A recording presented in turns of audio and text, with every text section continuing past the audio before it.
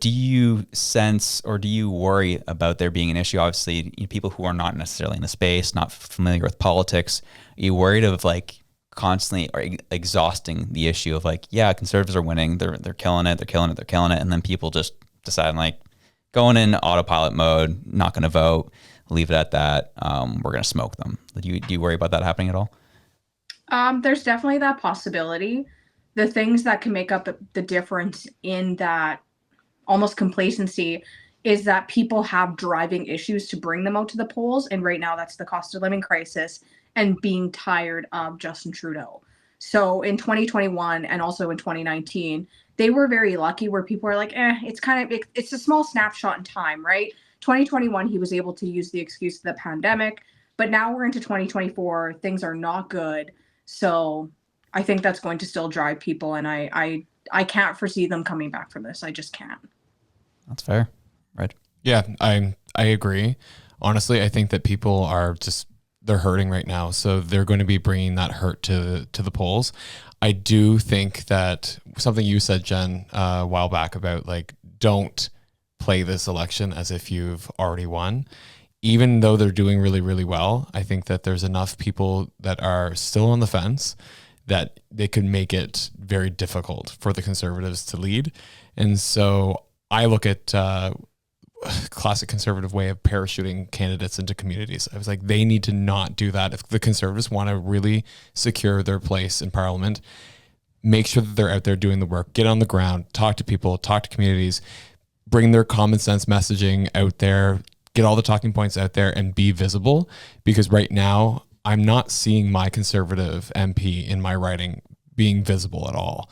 And that's concerning because I'm looking at it going, I know who my MP is because I have to, but do anybody else in my community? No, they don't. I actually did that over the weekend. I asked a couple, I was like, do you know who your MP is? And they're like, no, but this, Liberal guy keeps talking a whole bunch and he keeps talking about how he's going to make things better and, how he saved us from the carbon tax on our heating oil, which the rest of the Canada is pretty PO'd about. But they're looking at that as a win. And I'm like, okay, the Conservatives actually need to get on the ground and be visible because they can't just rely on this. And I think that the most of the population, I think, is quietly conservative right now because it's not in vogue to be conservative. So I think that people are being quietly conservative where they agree with what the messaging is. They're probably going to vote conservative at the polls, but they're not talking about it. And so I think that's a little bit what's happening right now. And that's why we're seeing the polling that we're seeing.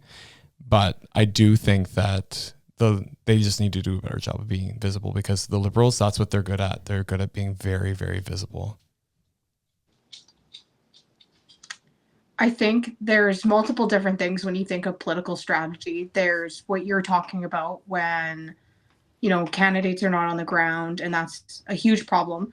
Another issue is that a lot of people involved in politics assume that everybody is the exact same way.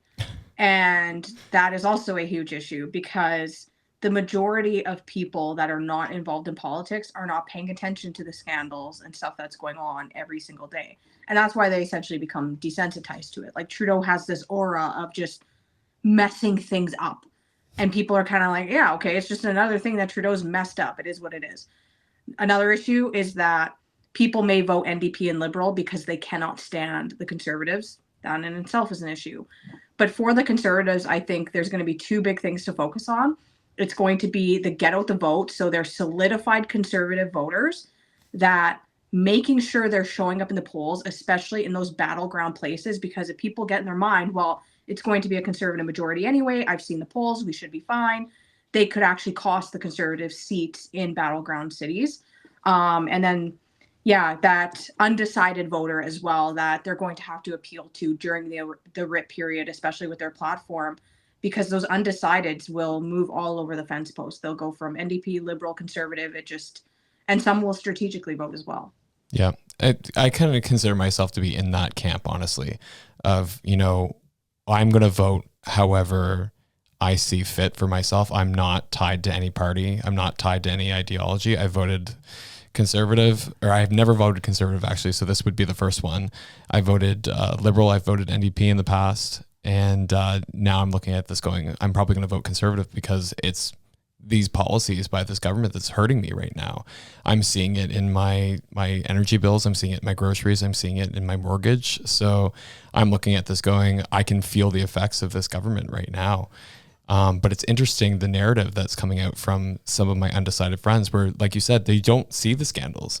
They're not hearing about all these things. And so when I was talking to a really, really close friend of mine, and her husband were over for dinner, and I said, yeah, I can't support this government any longer because I can't believe what they've done to us. And they're like, well, what do you mean? Like, he just gave back Nunavut to the Indigenous people. Isn't that great? And I was like, yeah, but he also just made $600 million disappear. And they're like, what do you mean? And I was like, and like all the ArriveCan crap, and then all the stuff with SNC Lavalin. And I just started listing them off, and they're like, we know nothing of that. And it's exactly what you said. It's just like, they're hearing in the media, oh, there's a scandal, oh, there's something. And it's like, oh, every government has its scandals, but nobody's like, not nobody, but these individuals who are maybe undecided are not actually getting into the root of this stuff. And it was just this moment where I was like, how do you not know about this? But unless you're doing a podcast or working for a nation or doing something where political advocacy is really important, you're not following it as closely, like you said. Mm-hmm. Yeah, no, I definitely agree with that for sure.